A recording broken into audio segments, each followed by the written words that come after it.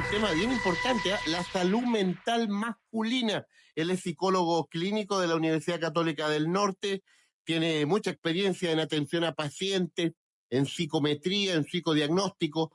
También desde hace 12 años trabaja en Red GESAM, desempeña allí un rol clave en el cuidado de pacientes GES con condiciones de depresión, trastorno afectivo bipolar, esquizofrenia, Alzheimer, en fin. Le agradecemos mucho que nos acompañe acá en el Twitter Café a través de Radio Portales al psicólogo clínico Gabriel Russell.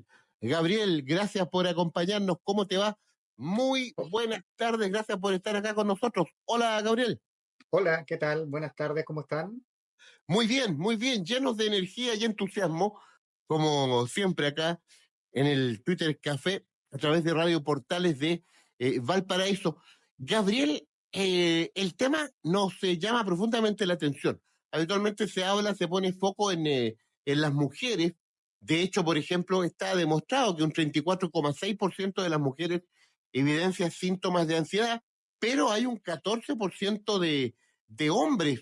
17,8% de las mujeres reconocen síntomas depresivos, por ejemplo, pero también una cifra no menor, 8,2% de los hombres. ¿Por qué se produce este tema? ¿Es que los hombres consultan menos que las mujeres en salud mental o estadísticamente el hombre, podríamos decir, tú lo vas a corregir, es más fuerte mentalmente, Gabriel? Perfecto. Sí, primero que todo, muchas gracias por este espacio para poder hablar de este tema que es muy relevante. Y claro, como comentaban, estas son algunas estadísticas que evidentemente van cambiando, pero más o menos mantienen una cierta tendencia. Y bueno, lo que pasa principalmente, en relación a la última pregunta que tú hacías, de si los hombres son más fuertes mentalmente, no necesariamente. Lo que pasa es que hay todo un tema cultural, de repente de crianza, de que los hombres tienden a consultar menos que las mujeres. No olvidemos que a veces el hombre crece con esta idea de que tiene que ser fuerte, de que no tiene que llorar, que no tiene que mostrar como debilidad, ¿no? Que tiene que ser una persona como bastante controlada, etcétera. Y eso lleva a que muchas veces el hombre considere la vulnerabilidad como una debilidad. Y eso mismo lo lleva a no querer pedir ayuda. Entonces, en ese sentido, podríamos decir que hay una diferencia importante en cuanto a hombres y mujeres, en el sentido de que las mujeres, quizás al experimentar síntomas de depresión, de ansiedad, de estrés, que pudiesen ser leves a moderados, rápidamente consultan, versus los hombres que a veces van aguantando esto, van como tratando de sobrellevarlo, de decir yo tengo que ser capaz, tengo que poder, etcétera. Entonces resisten mucho tiempo y cuando acuden a tratamientos, cuando generalmente son llevados a veces por la familia, por algún cercano, que en el fondo les dice, sabes, estás mal, tienes un problema, tienes que ir, por ejemplo, a un médico, a un psicólogo, y además llegan cuando están con síntomas ya más graves. Ya los hombres tienden a llegar con síntomas a veces mucho más graves o externalizantes, que se llama. Claro, sí, es bien determinante lo que tú señalas, pese a todos los cambios que hay en esta materia respecto de la sociedad, del rol de las mujeres y los hombres siempre cargan con un peso mayor. Nos cuesta mucho más decir que nos sentimos mal psicológicamente, Gabriel. Claro, el hombre le cuesta en el fondo, un poco por lo que planteé anteriormente, porque el hombre, muchos hombres crecen con esta idea que tienen que ser el proveedor de la familia, el sustento, que no pueden fallarle a la familia. Entonces, en ese sentido es como, claro, es bien complicado porque de alguna manera se resisten a pedir ayuda. Y el problema es que no van como hablando de lo que sienten, no van cayendo en una suerte como de anestesia emocional, se le puede denominar también como una cárcel emocional, ¿no? En el fondo que van como guardando lo que les pasa. Y lo interesante es que los hombres tienden a manifestar la depresión de una manera distinta que las mujeres a veces. Por ejemplo, hay muchos como test o cuestionarios que se utilizan en medicina, en psicología, para medir síntomas de depresión, pero evidentemente hay muchos síntomas que quedan fuera. Por ejemplo, hay cuestionarios que no incorporan la variable, por ejemplo, del aislamiento social o el consumo de alcohol, o a veces, por ejemplo, conductas de riesgo. Entonces, claro, si a un hombre le aplican estos cuestionarios, por ejemplo, le preguntan, ¿usted tiene tristeza o está durmiendo mal? Puede que por ahí no lo detecten, Pero si como no se preguntan estas otras cosas, por ejemplo, si están con algún consumo excesivo de sustancias, si han tenido episodios de agresividad dentro del contexto familiar, por ejemplo, como no se evalúa esto, muchas veces pasa más desapercibido. Entonces, igual esto también implica un desafío para las personas que evaluamos, ¿no? De poder ir detectando estas variables que no son tan evidentes, ¿no? Como yo decía, hay síntomas más internalizados que tienen que ver con tristeza, sentimiento, no sé, de culpa, etcétera. Pero hay también estos síntomas más externalizantes que son más característicos de los hombres. Entonces, en ese sentido, claro, es importante el hecho de que los hombres puedan aprender a identificar sus emociones y a pedir ayuda a tiempo. Gabriel Russell nos acompaña, psicólogo clínico.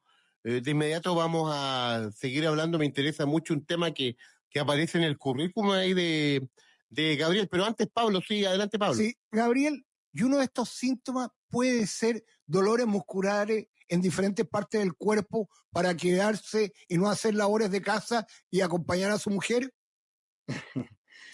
Bueno, respondiendo a la pregunta, bueno, el tema de los síntomas físicos, ¿sí? Puede ser un síntoma, digamos. O sea, la gente de repente, tengo que entender que la depresión muchas veces, que es un concepto como bien abstracto, por ejemplo, cuesta a uno como explicar de repente qué es lo que es tener depresión, pero muchas veces hay gente que lo describe como un cansancio excesivo, como un peso en el cuerpo, como una falta de voluntad para levantarse, para hacer cosas. Y esto es real, o sea, en el fondo no es que la persona de repente lo utilice como una excusa para no ir a trabajar o quedarse en la casa, sino que efectivamente cuesta mucho hacer cosas que son súper básicas, ya como levantarse, como desayunar, bañarse. La persona literalmente es como que le extrajesen la energía, por decirlo así. Entonces, esa es una característica que se da en general en las personas con depresión, que es lo que lo diferencia muchas veces de la tristeza, ¿no?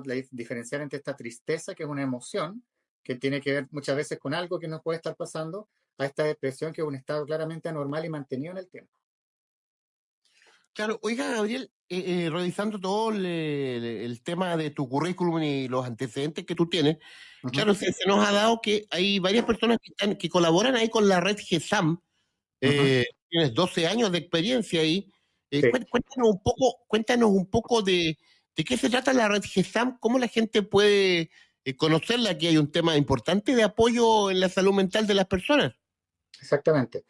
Bueno, Red GESAM es una institución, que es un prestador GES, en este caso, que tiene presencia a nivel nacional, ¿ya? Que tiene ya bastantes años de trayectoria y harto reconocimiento. Y bueno, este es un prestador GES al cual acceden hoy pacientes que son derivados principalmente de las ISAPRES cuando han sido notificados con una patología GES.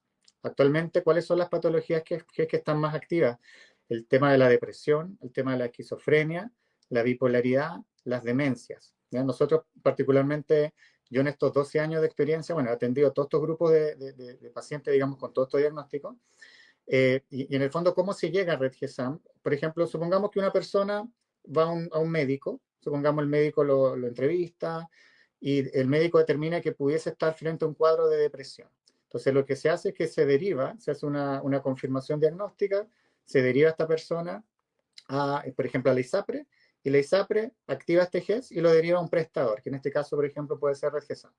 Cuando las personas llegan, se atienden con un médico, que quien hace el ingreso, de alguna manera revisa el caso y lo valida, de alguna manera. Dice, sí, efectivamente esto es una depresión y de ser así se ingresa a Red GESAM. Y si no, en el fondo se determina que no, que la persona debería seguir con tratamiento por fuera porque quizá tiene alguna problemática de salud mental, pero no específicamente quizá una depresión, por ejemplo. ¿Ya? Y una vez que las personas ingresan, ahí pueden acceder de acuerdo al tipo de diagnóstico, porque se le podría decir que tiene una depresión leve, moderada, grave, con riesgo suicida, sin riesgo suicida, etcétera. Dependiendo el grado de la depresión, por decirlo así, va a acceder a distintos profesionales que pueden ir desde médicos, psiquiatras, psicólogos, terapeuta ocupacional, por mencionar algunos. Correcto, qué interesante el tema este de la red GESAM. Ahí también, claro, nos ha correspondido hablar con varios profesionales de la salud mental, como nuestro entrevistado a esta hora, Gabriel Russell Guzmán, que también Sí. ahí colabora con esta institución. Tremendo tema este que estamos hablando, Gabriel, de la salud mental masculina. Gabriel, cerremos con algunas estrategias o consejos que pueden ayudar a los hombres para que se acerquen a buscar ayuda psicológica? Gabriel, este programa, el Twitter Café, esta Radio Portales, es muy escuchada en la región de Valparaíso y sin duda que siempre acá se hace una labor educativa, consejera también, Gabriel. Sí, exactamente. Si yo tuviera que dar algunas palabras, por ejemplo, a los hombres que en este momento nos pueden estar escuchando en su casa o en su trabajo, primero me gustaría enfatizar que nosotros como país a nivel mundial estamos todos bastante expuestos a este tema de las condiciones o enfermedades de salud mental. Por lo tanto, nadie está libre, nadie está inmune a no tener depresión o ansiedad. Le pasa hasta a los profesionales de la salud. Nosotros que trabajamos, también hay personas que pudiesen de repente tener cuadros de ansiedad, de depresión, a los médicos, a todo el mundo le puede pasar. Entonces, primero entender que nadie está como protegido, como blindado de esto, ¿sí? Eso es un primer punto. Segundo, que es importante poder hablar de lo que a uno le pasa. A las personas a veces les cuesta expresar en palabras lo que sienten. A veces uno dice, me siento mal, o me siento sin energía, pero les cuesta como identificar una emoción. O sea, ¿qué siento? Siento rabia, siento pena, culpa, frustración. Entonces, hay que hacer un trabajo importante, incluso que parte desde los hogares, de ir conversando sobre las emociones, conversando sobre lo que a uno les pasa, con los niños, por ejemplo, también, y de alguna manera que este tema se ponga sobre la mesa, ¿no? Que no sea un tema tan oculto, tan tabú, ¿ya?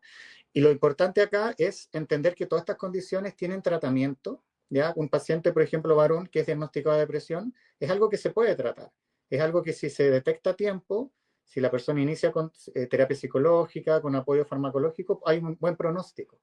Entonces hay que eliminar esta creencia de que todo está como en la cabeza, como dicen, ¿no? Que a veces muchos hombres dicen, no, que yo tengo que poder, yo tengo que poner de mi parte, no Claro. necesito ayuda. A veces sí se necesita ayuda, por eso existe esto, ¿no? Yo siempre le digo a los pacientes, por eso existe el GES, por eso la depresión está en el GES, porque es una patología común, pero que requiere una intervención especializada. Si fuera tan fácil salir de una depresión, no existiría esto, ¿sí? Se entiende que por algo existe. ¿Ya? Es importante hablar de salud mental, como digo, en la familia, es importante activar redes de apoyo y por sobre todo ir revisando los hábitos que uno tiene. ¿Sí? Cuando uno se da cuenta de que uno está durmiendo mal, yo por ejemplo que trabajo también el tema de adicciones, cuando uno va detectando que hay un consumo problemático, eso dice algo. La gente a veces se centra en el consumo como que eso fuese el problema, ¿no? Llega alguien diciendo, mi marido consume alcohol. Digo, pero exploremos, ¿qué hay a la base? Puede que haya un problema emocional de base que explique el consumo. El consumo puede ser la punta del iceberg, ¿no? De todo un tema subyacente. Entonces, eso es importante también, detectar estas conductas y por sobre todo tener una mirada, yo diría, esperanzadora de esto. Hay mucha, quizás como se ha hablado en otra oportunidad, hay mucho estigma asociado a la salud mental, mucho miedo de sentir que si voy a un psicólogo es porque fracasé como persona, como que no fui capaz de solucionar esto. Y resulta que a nosotros no nos enseñan a cómo funcionar con una depresión, ¿no? Nadie nos enseñó esto en el colegio, o alguna vez algún profesor nos dijo, ¿sabe usted, más adelante van a tener depresión y van a tener que hacer esto? No, Claro. esto uno lo vive y uno ha tenido que, digamos, con las herramientas personales tratar de sobrellevarlo, y si son limitadas estas herramientas, hay que, en este caso, buscar otras. Eso. Gabriel Russell, psicólogo clínico, interesantísimo tema, la salud mental masculina. Le damos mucho énfasis a este tema acá en el Twitter Café a través de Radio Portales de Valparaíso, porque es una problemática que afecta a toda nuestra sociedad. Gabriel Russell ahí también con mucha experiencia y también 12 años en esta red GESAM que nos explicaba allí. Y Gabriel, te mandamos un tremendo abrazo. Muchas gracias por compartir este tema Muchas acá en gracias a el ustedes. café. Un abrazo. Chao. Vale, muchas gracias. Hasta luego. Muchas gracias. Chao, que estés bien. Interesantísimo tema siempre acá. A preocuparse de la salud mental, de nosotros, de su entorno, de la gente que lo acompaña. No es un tema fácil, pero hay que enfrentarlo. Twitter Café a través de Radio Portales de Valparaíso.